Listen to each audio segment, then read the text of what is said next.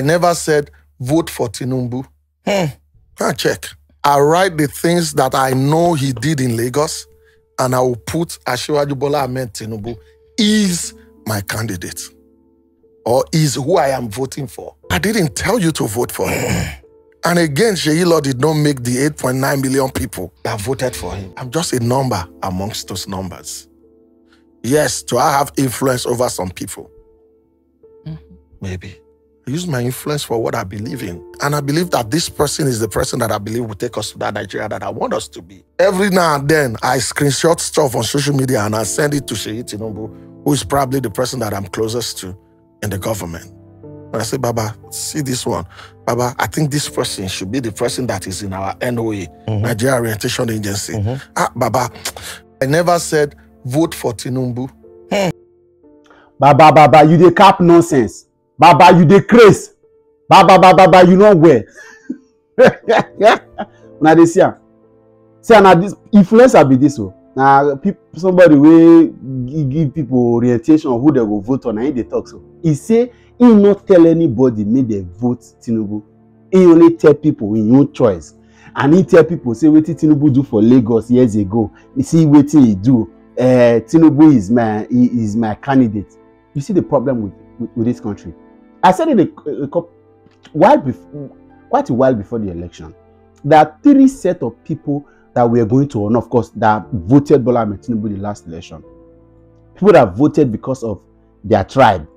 That's number 1. Because a lot of the times, all these guys, influencers, these Yoruba local people, they voted basically because they realized that allowing Igbo particularly, they don't have a problem with Hausas and Fulani dominating the political hemisphere.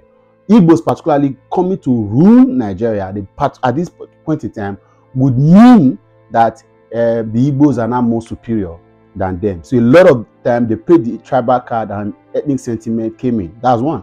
Number 2, people that particularly belong to the APC family. Those were the second set of people that voted Bola Ahmed Tinubu. Then number 3, people that were either close to people that were APC, that close to Bola Ahmed Tinubu, people that directly or indirectly had some level of relationship with Bola Ahmed Tinubu. Either they were close to people that were close to. For example, there are some boys in Benin who did not know Bola Ahmed Tinubu, who knew that Bola Ahmed Tinubu doesn't have the answer to the problem of this country. But because their benefactor or their sponsor, somebody that they hold in high esteem, campaigned or belonged to the APC, they felt Bola Ahmed Tinubu winning the election would make that person better placed in the country. And so because of that, crumbs falling from that table may fall to them. Those were the 3 set of persons that voted. No ordinary Nigerian, looking at the track record of the 3 or 4 main candidates, no ordinary Nigerian who knew the problem and the challenge of the country, the issues of the country, went to the ballot box or went to the polling unit to vote for Bola Ahmed Tinubu. If they were not of these 3 tribes or 3 sects, then nothing. And that's the situation we are getting to see now. He is stylishly telling you that he did not tell you to vote for Bola Ahmed Tinubu. He told you his own choice. If you decide to vote, then, and you see the problem. It is not because there is a policy formation, there is a framework, there is a program, there is a beautiful agenda that he saw that made him. He said it was what he did in Lagos several years ago. Despite the change in the economic and developmental and even needs of society, governing Lagos and taking up Nigeria, even if you were going to lead Nigeria in 1999, maybe you would have been able to answer that question. But as at 2023, the issues about Nigeria was more beyond who governed Lagos in 2019 or in 1999 was. And that's why the man has got to power. It is now he beginning to realize that a lot of the things that he thought coming to power, raising taxes, increasing revenue was all that matters. Now you get to realize that to every policy, every wrong policy, millions of people are back into poverty. Whereas the work of a government like this, that has taken over the affairs of a country that has the capital of poverty in the world, should be doing is to be pulling people out of poverty in geometric progression. It's not even in steady progress. As much as you can, because if you are not careful, the people you have put that can slip back if you are not so careful. That's Seyi Tinubu.